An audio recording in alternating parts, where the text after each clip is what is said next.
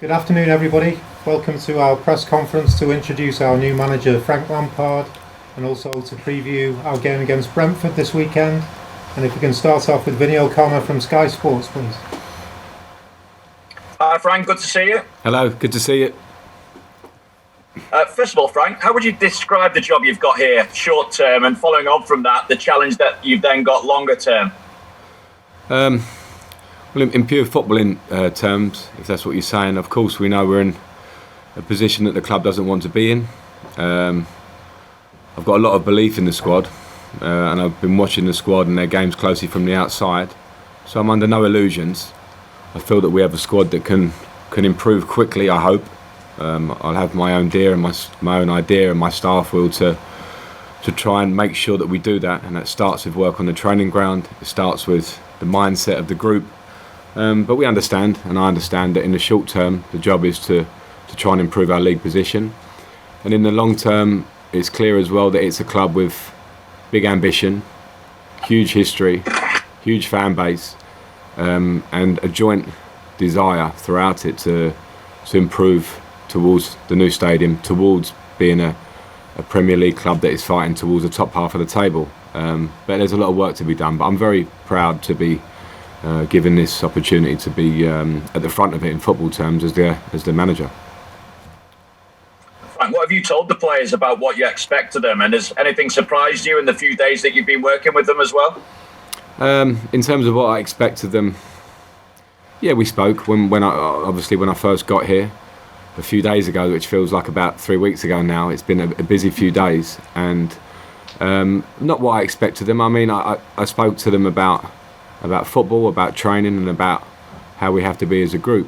And I think as a manager and my staff, we are here to lead the group, to also serve them, to give them the possibilities to improve, to work every day, to play a brand of football that our fans enjoy watching, but most importantly to get results. So those start with the building block start of that every day and every moment in behaviours and in training, etc. So yeah, I spoke, but the job will be, as much as it's mine to lead it, the job will be the players. And what I found in the last 3 days is that they're a very, very good group in terms of, I know they want to do really well for this football club. It's written all over their faces.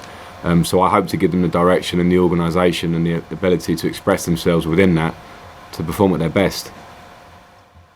From what we've seen, it appears the fans' welcome has been a fair bit warmer than maybe what you would have expected when you were coming here as a player. So what have you been able to gauge about the fans' reaction to your appointment? Well, yeah, I've been really pleased.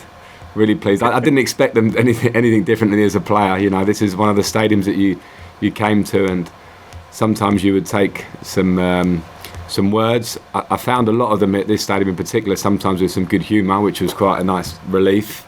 But no, it's expected. You know, the reason we love the Premier League, and it's the reason why Everton Football Club is steeped in tradition. It's because of how people feel about this club. So I was very pleased. I was very thankful for the messages of support, the general support. I don't expect support, and I don't expect universal support. People have their own opinions. They're very that's their own right. But at the same time, I hope, as much as I have support now, and I'm thankful that people will see how I have a work ethic. The fans will see. And how I'm going to embrace this job in terms of everything that I do in the workplace, everything I do about myself around the club, and trying to lead it. And if they see that, and I think if they see the reaction on the pitch, which is obviously my job, I hope that support will continue. But yes, I've been very thankful so far, and I appreciate it. What did that business you did on deadline day say about the support that you're going to get from within the club as well? And what do you think you can get out of Dele Alli and Donny van der Beek that maybe we haven't seen from them in recent times? Well, I've had really positive conversations with the owner, with the board, and with the club in general from the first moment we started to speak. So it was very linked together, and you know, particularly with the chairman Bill Kenwright was fantastic in those conversations as well. And I can see why people hold this club in such regard, because it's a people's club. In terms of the business that we did, I think with both Dele and Donny, they're both very separate cases, and I think I just look at the player and I look at the person, and I had conversations with both they're both very, very talented players. They're players I've gone up against in different ways in the past and was very impressed with them. And sometimes it's good to get a player that has a point to prove in a certain way, because they come here with a hunger, with a good hunger to come and show themselves. So in both their own separate ways, I trust in their talent, I trust in them as people.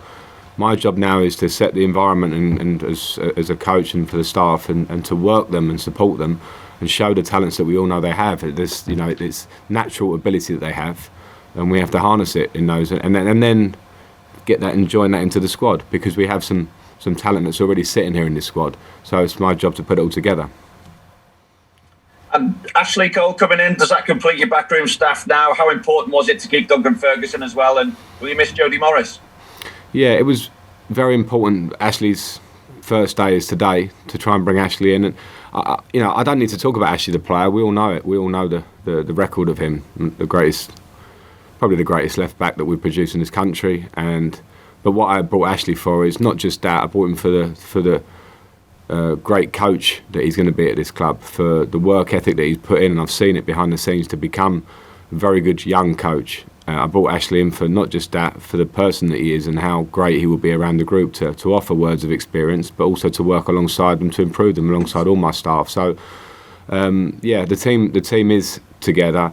I was delighted to work with Duncan, because I saw him from afar. I saw him close up actually a couple of years ago when they beat us, and we had a laugh about that in the last couple of days. But he's a club legend. He's a person that the players respect, the club respects, the fans respect, and I can only help from tapping into his experience and knowledge from being here as well. I'm very open and accommodating in this role, and there's no way I'd ever want to be a person to do anything but look at what's the best for this job. And having Duncan around has been great. I've really enjoyed the few days.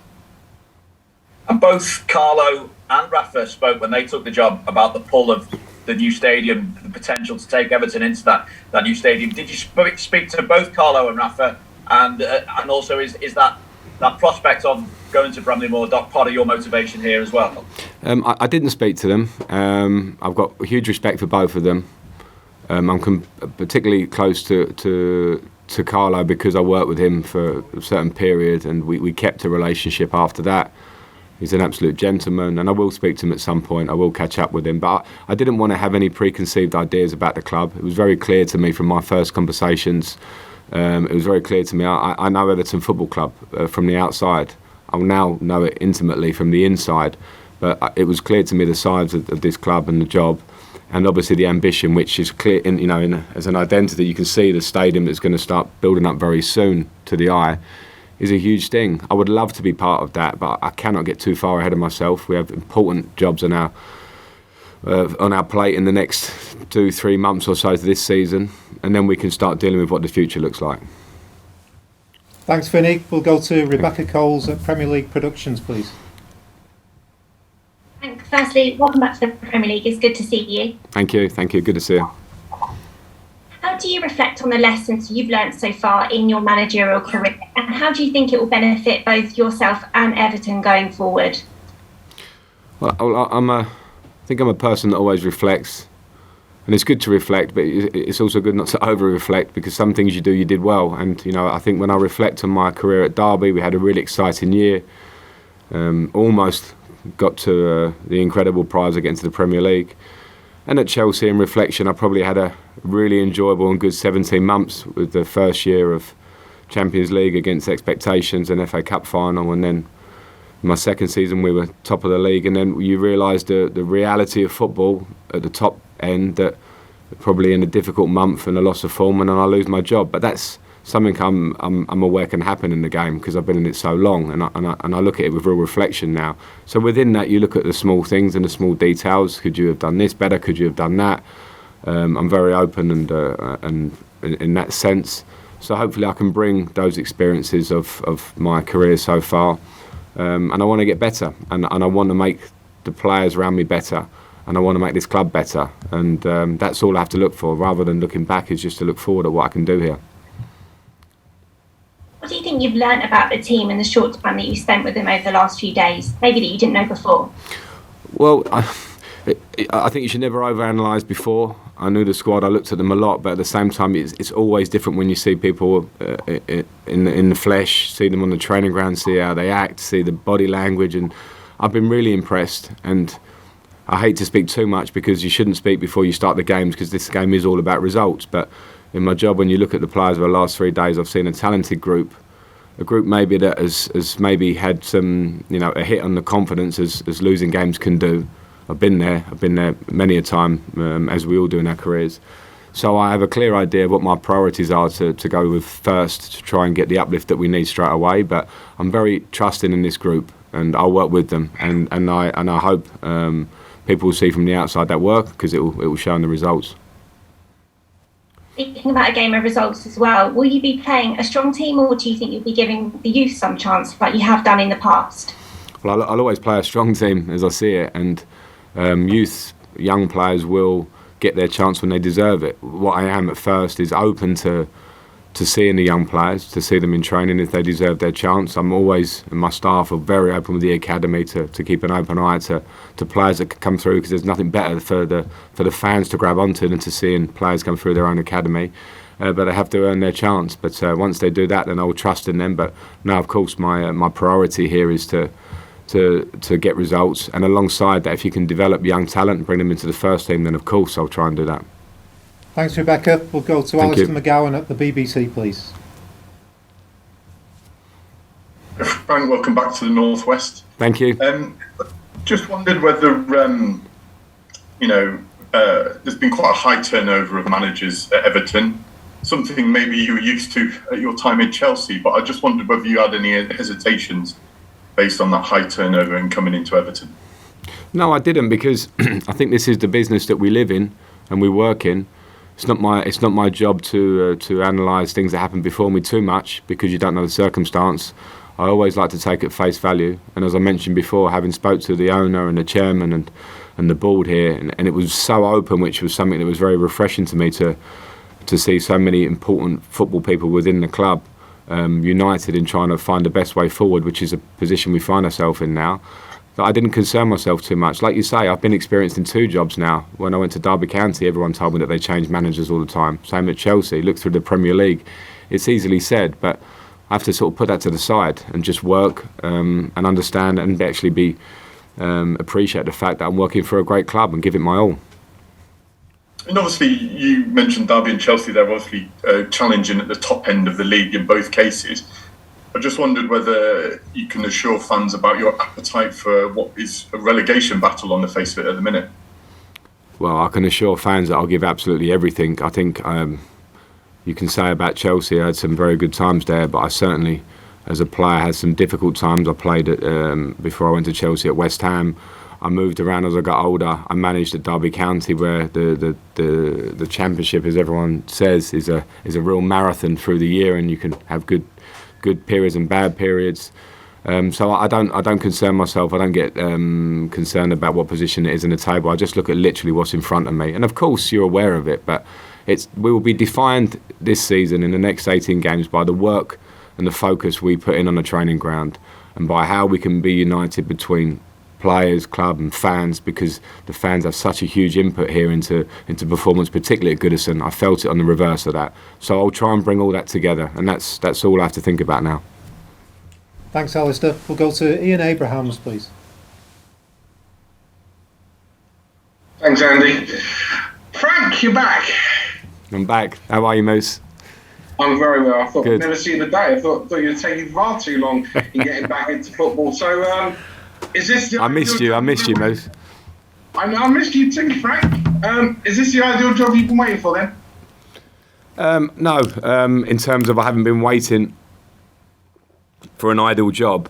I've been, not working, time for reflection, and people wanted to talk about what is the ideal job. There isn't one in football. It's something that has to feel right on both sides. So I was never in a position where I was hanging out waiting, but from the first moments I started speaking with Everton and understood the ambition, and as I said before, with the owner and the chairman, and a real awareness of the size of the club, it was something that for me was a hugely exciting challenge. So it was pretty clear in those terms, Moose, but I haven't been sitting around waiting for anything particularly in the last year. I've actually been enjoying a little bit of family time and focusing on how I can, where I wanted to go when the right opportunity came. Obviously, just two more questions. Obviously, it's very different to Chelsea, but why have Everton underachieved this season? I mean, why, from what you've watched from an outsider's point of view, what have you got to put right straight away? Well, I mentioned it before, Moose, and I've been in this situation before many a time and to different degrees, but sometimes when you lose games or you're having a bad period of form, it can affect confidence of the players. So my job instantly is to affect that in terms of to bring a real positive atmosphere, positive words, positive messaging. And I have seen things within the way the team are playing that practically I feel they can do better. And every manager will have a different view of how they want to play. My job now is to get as quickly as I can to the point where you can see the imprint I have on this team. In 3 days, I think we've worked very well, but that work has to continue every day. Finally, Dele Alli, one, is it a gamble taking him on? And secondly, he's kind of been written off in the last 2 years. Are you, because you were world class in the position and you know exactly what he has to do to succeed, are you the ideal person to put him back where he was 4 years ago at the World Cup in Russia? Well, I don't want to give too many major headlines to this because it's easy to be over the top about that side of it. What I see, and I watched Dele come through, fantastic player, and maybe he's had difficult times. You know, I will make no bones about that, nor would he. But there can be so many reasons for that, and my job really now is to start with a fresh slate with him, to have him in an environment that suits him and supports him, but also to push him and to extract that player that we just know is there. You know, all the attributes, all the talent, all the technique, everything is still there. And sometimes I think we're much more aware now in the modern day of how there are many factors that can affect in life, in sport. You know, how happy you are doing your job or why it might not work in the right way. So I just have to find the right environment for Dele. And the best thing for me, and it's hard when he's such a big name and such a top player, is to do it quietly. But our job now is just to get to work and then just allow him to express his talent. I'm very excited to have him. I'm very excited to have Donny. They are fantastic players. They come to the squad and hopefully give us a lift. And again, the job now is just to work with them. Thanks very much, Ian. Thank you. We'll go to Mike Hughes at Radio Merseyside, please.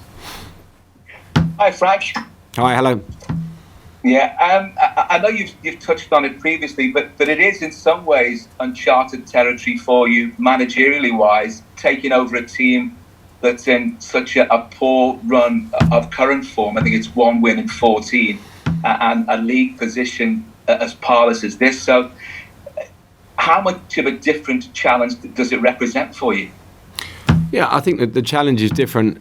The main challenge I feel is that the 2 jobs I've had as a manager, I've had a pre-season and gone in and then you have a period of time to build through a season. This is different, but I'm very aware of that. So I have to prioritise what my message is, what my work is to get through to the players.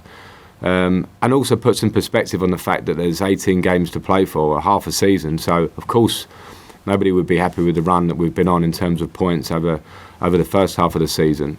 But I have to also bring in an element of calm to the players and to the club, and also an element of looking at ourselves and saying that there's a huge amount of talent. If I didn't believe in that, if I didn't think I was the man to come and bring that out and harness it, then I wouldn't be here. So I'm not concerned about that. I just want to come and make sure that I get to work very quickly and the players respond to that quickly. And then I believe once we do that, we can go in the right direction.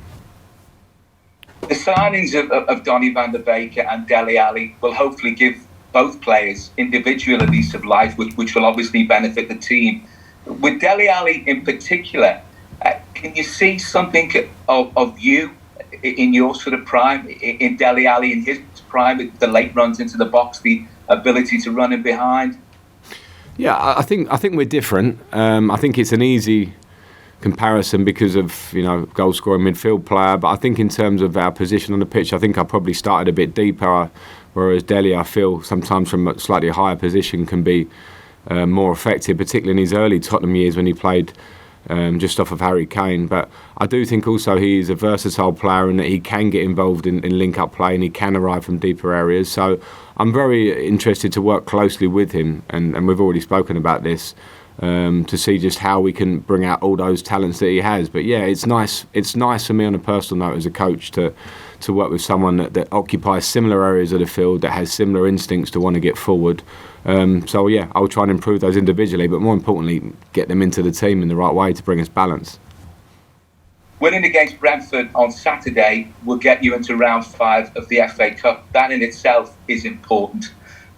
But it's worth so much more by way of what it could give you as you and the team as towards a springboard, new momentum, and then it's upward and it's a different thing again, isn't it? Well, yeah, we hope so, and I don't want to make too many drastic statements about the Brentford game or the Newcastle game, because we have to work, and as I said, we have 18 league games, but clearly, absolutely. I mean, I've been very impressed with the players and the lift I sense in the last few days in training of coming in and working with them. And the next step from that is definitely results. And what could be better, hopefully, than Goodison and the atmosphere that I'm sure we'll get at Saturday, and the opportunity to get into the next round of a cup that the club has a glorious history of. I know not as recent as we'd like, but with the talent we have in the squad, we want to go as far as we can in this cup, and then we want to be able to carry on that momentum. So yes, it's a big game for us on that sense. Thanks, Mike. We'll go to Andy Hampson at the Press Association, please. Oh, Frank. Hi. What sort of challenge are you facing in your first game against Brentford?